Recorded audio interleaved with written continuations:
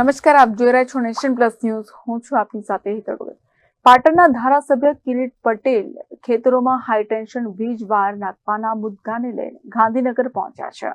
પાટણના ધારાસભ્ય કિરીટ પટેલ ખેતરોમાં હાઈટેન્શન વીજ વાયર નાખવાના મુદ્દાને લઈને ગાંધીનગર પહોંચ્યા છે, જેમાં 2017માં જે વળતર ચૂકવાયું તેના કરતા માત્ર ચોથા ભાગનું વળતર ચૂકવાયું છે, જેમાં મોરબી, કચ્છ જેવા જિલ્લામાં વધુ વળતર ચૂકવાય છે.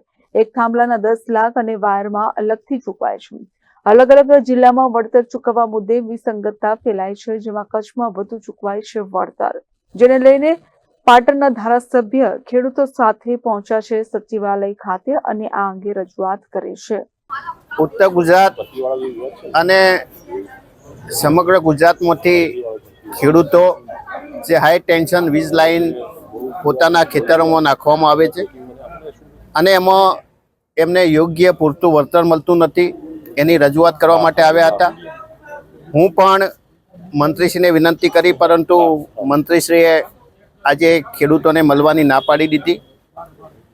પહેલી બાબત, લોકશાહીની અંદર ખેડૂતોએ રજૂઆત કરવાનો અધિકાર છે. સૌથી પહેલાં તો ખેડૂતોને વિધાનસભાની અંદર પ્રવેશવા દેવામાં આવતા નથી. રાજ્ય સરકાર ખેડૂતોના હિતની વાતો કરે છે ત્યારે ભારતના બંધારણની અંદર સમાન ન્યાય, સમાન વેતન અને સમાનતાના સિદ્ધાંતો આપેલા છે. ગુજરાતની અંદર જ મોરબી જિલ્લાની અંદર ખેડૂતોને પૂરતું વળતર ચૂકવવામાં આવે, કચ્છ જિલ્લાની અંદર પૂરતું વળતર ચૂકવવામાં આવે. કચ્છની અંદર એક ખેડૂતને એક થાંભલા દીઠ મિનિમમ 10 લાખ અને વાયરના અલગ એ રીતે વળતર ચૂકવવામાં આવે છે. વેલ્યુએશન કમિટી દ્વારા મોરબી જિલ્લાની અંદર જમીનોના ભાવ નક્કી કરવામાં આવ્યા, ત્યારે ઉત્તર ગુજરાતની અંદર ખેડૂતોને માત્ર પરિપત્રના આધારે નજીવું વળતર ચૂકવવામાં આવે છે. અને ખેડૂતના ખેતરની અંદર 20 થાંભલો આવે એટલે ખેડૂતની જમીન એ મોટાભાગે નિષ્ફળ થઈ જાય છે. ભવિષ્યની અંદર એને થતી નથી, જમીનની વેલ્યુએશન ઘટી જાય છે. ત્યારે ખેડૂતોની માગણી યોગ્ય છે કે રાજ્યની અંદર સમાન કાયદો હોવો જોઈએ. જે પણ ખેડૂતોને વળતર આપવામાં આવે સમાન વળતર જે રીતે મોરબીની અંદર ચૂકવાયું, જે રીતે કચ્છની અંદર ચૂકવાયું, એવું જ વળતર બીજા જિલ્લાઓની અંદર પણ ચૂકવાવું જોઈએ.